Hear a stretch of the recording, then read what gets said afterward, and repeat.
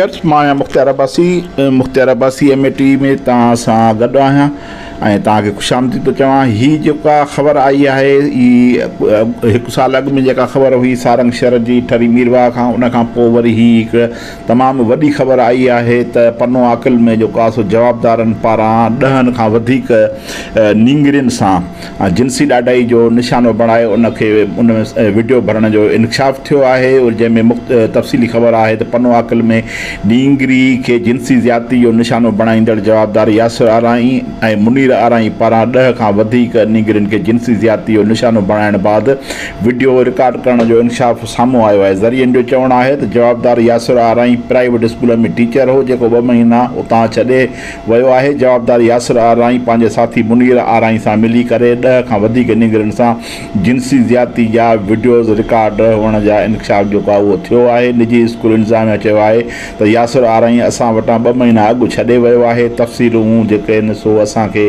ॾेखारियूं वयूं। असांजे स्कूल मां का बि छोकिरी जेका आहे सा उहा नाहे त ही त ख़बर आहे, पर असां वधीक जेको आहे सो तफ़सील वठंदासूं नदीम बोज़दार खां, जेको उते पंहिंजो उन हद में आहे ऐं तमामु एक्टिव आहे, सोशल एक्टिविस्ट बि आहे, पंहिंजी अख़बार जो रिपोर्टर बि आहे ऐं उनखां पोइ जेको आहे सो ह्यूमन राइट्स एक्टिविस्ट बि आहे।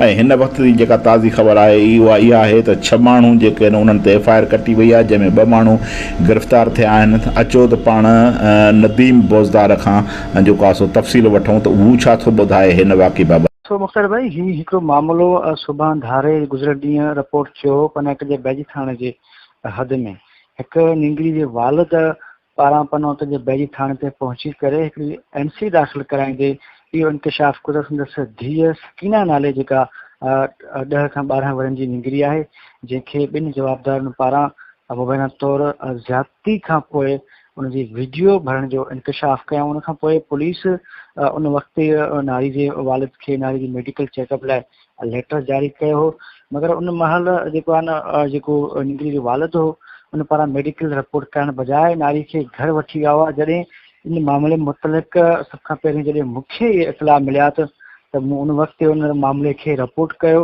रिपोर्ट करण खां पोइ कुझु शयूं ॿियूं साम्हूं इहे आयूं त जेके जवाबदार आहिनि, जंहिंमें जेको मुख्य जवाबदार आहे यासिर आराई, जेको प्राइवेट स्कूल में टीचर हो, ऐं उनजो साथी जो चाचो आहे मुनीर आराई, उन पारां 10 खां वधीक जेके शागिर्दाणियूं आहिनि उन्हनि सां जेको आहे ज़्यादती करण खां पोइ वीडियोज़ जेके आहिनि रिकॉर्ड करण जो हिकिड़ो वॾो स्कैंडल इंकशाफ साम्हूं आयो।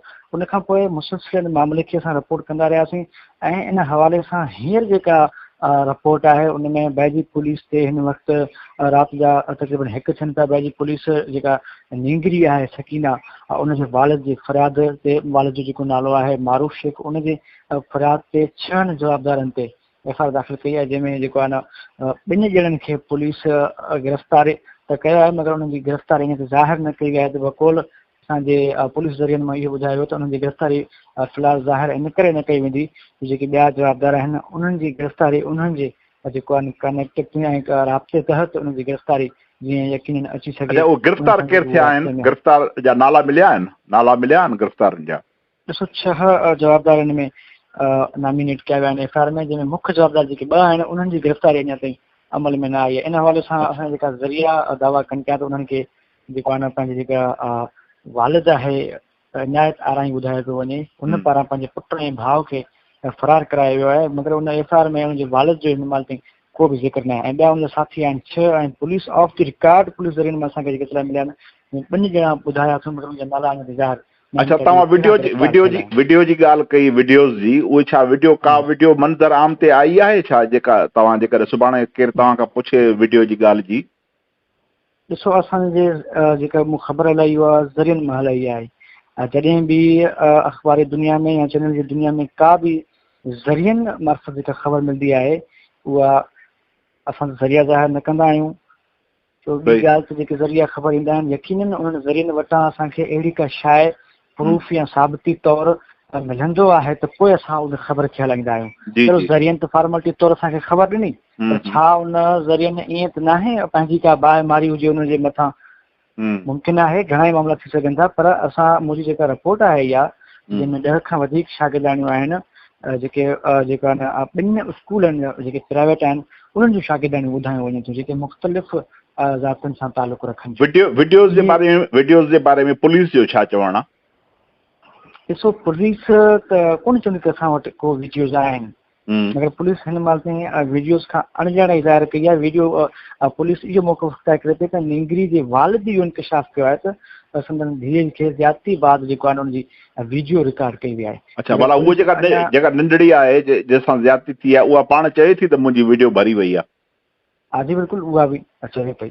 अच्छा, उनखे ज़्यादती खां पोइ उनजी वीडियो रिकॉर्ड कई अथईं ऐं उनजे वालिद जो बि इहो मौक़िफ़ आहे त उन धमकी ॾिनी आहे त जेकॾहिं तव्हां किथे एफ.आई.आर. लाइ वेंदो या कंहिं मामले लाइ कंहिं ॿिए वटि वेंदो त असां उहो वीडियो वायरल कराए छॾींदासीं। अच्छा, भला हिकु इन फारूक शेख खां सवाइ ॿिया बि के माण्हू आहिनि जंहिंसां इन क़िस्म जी का ज़्यादती थी हुजे ऐं उन्हनि आवाज़ बुलंद कयो हुजे?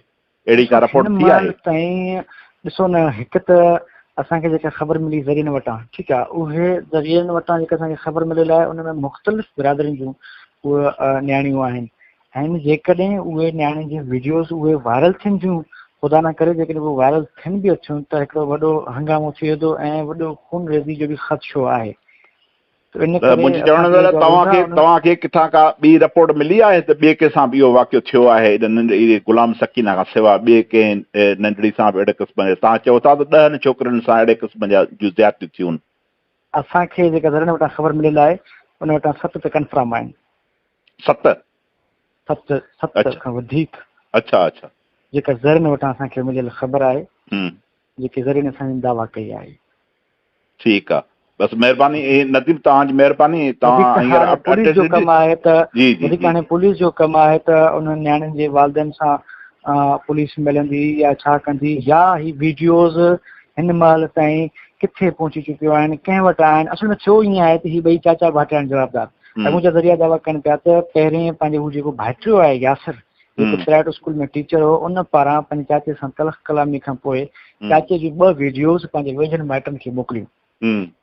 उन खां पोइ उन बदिले जे बाहि में उन जा जेके उन वटि वीडियोज़ हुआ तक़रीबन जेके 7 खां 10 ताईं क़रीब आहिनि, उहे वीडियोज़ उन वरी पंहिंजे बिरादरी जे माण्हुनि वटि मोकिलियूं जेके हिन वक़्तु मुंहिंजे ज़रिए इहा दावा कई आहे त घटि में घटि आराई बिरादरी जे जेके बि हिते घर आहिनि तक़रीबन हर ॿिए माण्हू जे मोबाइल वटि उहे शयूं आहिनि ऐं पुलिस कार्रवाई करे तक़रीबन खोड़ सारनि माण्हुनि खां मोबाइलूं बि वरितियूं आहिनि। अलबत्ता मुमकिन आहे त वीडियो वायरल बि थी सघनि थियूं, न बि थी सघनि थियूं। जेकॾहिं वायरल थियण जी सूरत में पुलिस ज़िम्मेवार हूंदी। अच्छा,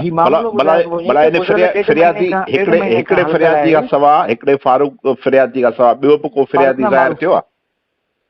मारूफ़ आहे फ़रियादी, उन खां सवाइ कोई बि हिन महिल ताईं ज़ाहिर। अच्छा अच्छा अच्छा, सही, ठीकु आहे। बसि महिरबानी नदीम तव्हांजी अपडेट ॾियण जी, ऐं वधीक वरी पोइ तव्हां जेका बि सूरत हाल थी तव्हांखे तकलीफ़ ॾींदासीं। महिरबानी, थैंक यू।